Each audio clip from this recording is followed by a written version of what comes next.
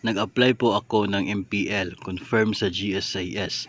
Bakit pagdating po sa AAO, disapproved daw due to insufficient net ng sweldo, samantalang 8K plus naman sweldo ko. Nang kausapin ko ang AAO, may undead naman daw ako, hindi allowed pag may undead. How true po? Where in fact, may computation naman ako sa GSIS. Nililipat ko lang console loan sa MPL. May deduction naman ako. Bakit disapprove? So, unang-una ay hindi ko po pinakita yung pangalan ng ating tagapanood na nagtanong po nito sa comment section dahil nga confidential po sa mga usaping financial. What's up mga kamaster? Magandang araw po sa inyong lahat. Sana po ay nasa mabuting kalagayan po kayo. And sa episode na ito ay atin pong sasagutin itong tanong ng isa nating viewer kung saan ay nag-apply po siya ng multipurpose loan sa GSIS. Pinayagan po siya ng GSIS, ngunit ang application po ay hindi po inapprove or dininay po ng kanilang AAO dahil nga doon sa kanyang undeducted obligation na naka-reflect sa kanyang payslip. So totoo ba na hindi pinapayagan ng makapag-loan itong guro na ito dahil nga doon sa kanyang undeducted obligation sa kanyang payslip? Yan po ang ating pag-usapan sa episode na ito. Unang-una mga kamaster, bakit nagkakaroon ng undeducted obligation sa payslip ng isang government employee, ng isang personnel? Ganito po yan mga kamaster. Meron po tayong minimum required net take-home pay na dapat may reflect doon po sa payslip ng bawat personnel ng gobyerno, especially pag nasa DepEd ka. Ang minimum net take-home pay po mga kamaster is 5,000 pesos. Tapos, meron po tayong ina-applyan ng mga loans mula sa mga government financial institutions o kaya ay sa mga private lending institutions. At ang mga loans na yun mga kamaster ay dinadaan po natin sa automatic payroll deduction system or yung APDS. Lahat ng mga loans, APDS loans mga kamaster, ang monthly amortization yan ay binabawas po doon sa monthly na sahod ng isang government employee. So, lahat po yun ay naka-reflect sa payslip. Kapag po pinabawas yung mga monthly amortization na yun at ang matitirang net take home pay ay bababa doon sa minimum required na 5,000 pesos, yun po yung pagkakataon na ang pinakahuli sa listahan ng mga deducted obligation ay itatransfer po mula sa deducted portion papunta sa right side ng payslip, yung undeducted obligation.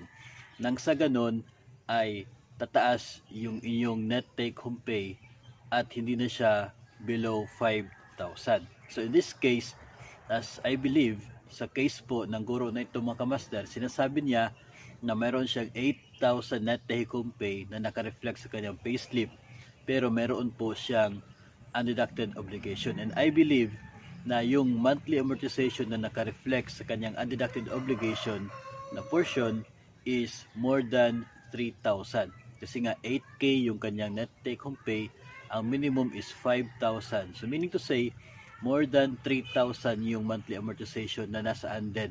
Kung kaya siya naging undead, kasi nga kapag ipunta siya sa deducted portion, bababa na sa 5,000 yung net take home pay. So ito yung dahilan mga kamaster kung bakit sa DepEd Order number 18 ng series of 2018 ay nakasaad mismo na kapag ang isang payslip ng personnel ay meron pong undeducted obligation, ito po ay nangangahulugan na ang borrower na ito ay walang kapasidad na umutang through the automatic payroll deduction system. Walang kapasidad sapagkat yung kanya pong sahod is not enough para mabayaran yung lahat ng kanyang mga monthly obligations na sa kanyang mga nautangan through the APDS. So ang mangyayari mga kamaster, pag hindi po kayo eligible, wala kayong capacity to pay through the APDS, meaning to say, hindi na kayo dapat makapag-loan ng nakasalary deduction. Kung kaya po, dinideny ito ng inyong AAO. So, ito ngayon, bakit pinayagan o pumayag si GSIS at si AAO naman ay hindi? Kasi nga, ganito mga kamaster, lahat po ng mga government agencies kung saan ay meron pong MOA, Memorandum of Agreement, itong GSIS, ay nakapaloob po doon mga kamaster na binibigyan ng agency ng priority itong GSIS pagdating po sa loan deduction. Meaning to say, kahit nga mayroon pang undeducted obligation itong guro na ito kapag po siya ay mag-apply ng kahit anong loan sa GSIS, either nag-renew siya doon sa loan na naka-reflect na o mag-apply siya ng bago, ang application po, yung monthly amortization po ng ina-applyan niyang loan will always be sa deducted portion. If in any case na hindi kakayanin ng kanyang sahod yung lahat ng amortization na kanyang responsibilities, ang mapupunta sa undeducted portion, yun pong monthly amortization payment para sa mga private lending institutions. Always po na siguradong mayroong monthly payment si GSIS na mapupunta kay GSIS. Palagi pong magkakaroon ng deduction for GSIS, hindi po mapupunta sa undeducted portion itong si GSIS dahil nga doon sa Memorandum of Agreement na yun. Kung kaya, regardless of the structure, appearance of your payslip mga kamaster, talaga pong papayag sa GSIS na makapag-avail kayo ng loan sa kanila dahil for sure, talaga 100% sure sa GSIS na kapag meron silang billing, talaga pong makakadeduct sila from your sahod.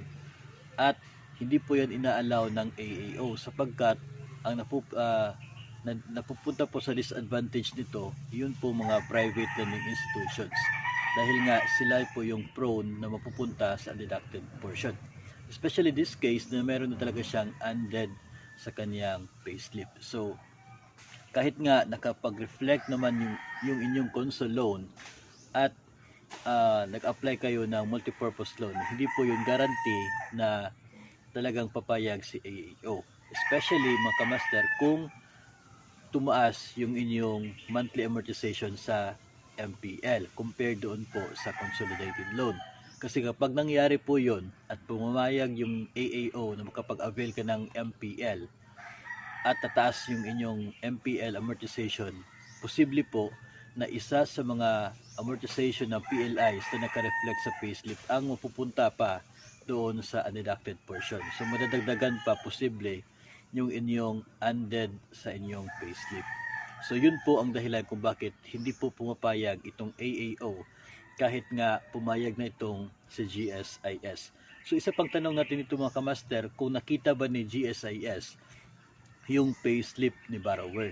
Kasi nga doon po sa guidelines ng GSIS loans, talaga pong nakasaad doon na kinakailangan na yung net take home pay ng borrower after makapag-avail ng GSIS loans ay kailangang hindi bababa doon sa required net take home pay na 5,000. Kung nakita po ng GSIS itong inyong pay slip at pumayag pa rin po sila, maaari po na hindi nila kinakonsider yung nasa undeducted portion as responsibility na kailangang mabayaran ng borrower. So, maaari pong merong lapses sa part ng computation ng GSIS kasi nga hindi nila na-consider yung undeducted portion. Pero sa part po ng AAO, especially with DepEd, hindi po talaga pinapayagan yung ganun na case. Yung makapag-avail ng APDS loan kung meron po kayong undeducted portion. Kasi nga, as I said, based sa DepEd Order 18 series of 2018, wala pong capacity to pay under the APDS kapag po mayroong undeducted portion. So, hindi po totoo yung 8,000 na net take home pay na nasa payslip kung meron po kayong undeducted obligation. Sapagkat ang totoo po na yung net take home pay ay below 5,000 kung tutuusin po. nagiging 8,000 lang po yan kasi nga may itinatransfer na amortization from deducted portion nilagay sa undeducted portion nang sa ganon ay hindi bababa ng 5,000 ang mag-reflect na net take home pay. Pero ang totoo po talaga net take home pay kapag meron kayong undead is below 5,000. So yun po yun po talaga yung dahilan kung bakit hindi po pumayag ang AAO na makapag-avail nitong multipurpose loan kahit nga pumayag naman itong si GSIS. So kahit nga sa ibang private lending institutions kapag meron kayong undead, still hindi po yan talaga pinapayagan ng mga DepEd loan verifiers. So sana po ay nabigyan natin ng kasagutan yun pong tanong ng isa sa ating mga viewers at maaring the same na rin na tanong sa iba pang nanonood ng ating mga videos ngunit hindi lang sila nakapag-comment na kanilang situation. So hanggang sa susunod po na episode mga kamaster, keep safe everyone.